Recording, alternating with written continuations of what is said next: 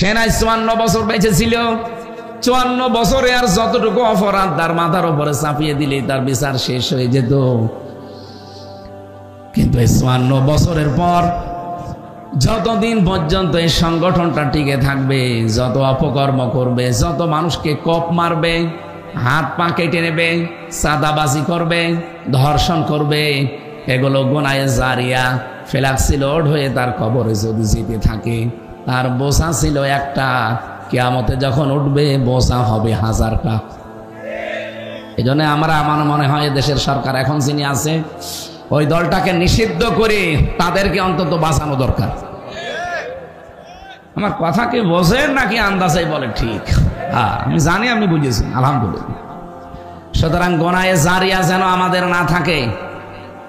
আমার 33 বছর বয়সে একটা বোঝা বানিয়েছিলাম, কিন্তু 50 বছর পরে আমি এমন এমন কাজ দুনিয়ায় করলাম যেগুলো জারি আছে, ওর দ্বারা কিয়ামত পর্যন্ত যখন বাড়তেই থাকবে, কিয়ামতে দেখা যাচ্ছে আমার বোঝা হয়ে গেছে 1 লাখ।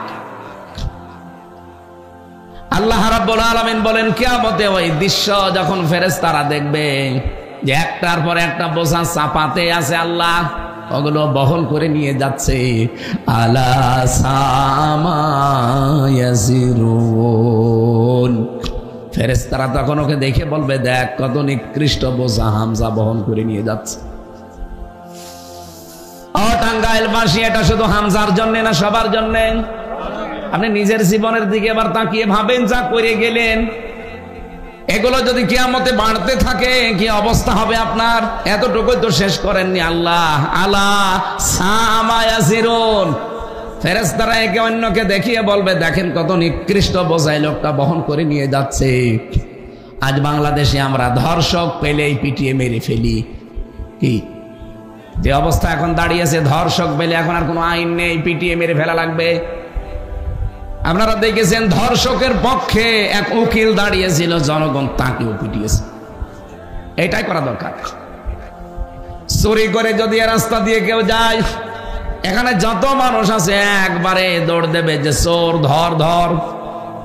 ছিনতাইকারী যদি কেউ যায়, একবারে সবাই চিৎকার করে বলবে ছিনতাইকারী ধর ধর। কিয়ামতের দিন ঠিক কোটি কোটি মানুষের সামনে পাপের বোঝাগুলো যখন একটার পরে একটা চাপাতে থাকবে, আর ফেরেশতারা যখন বলবে, দেখ কত নিকৃষ্ট বোঝা বহন করে নিয়ে যাচ্ছে।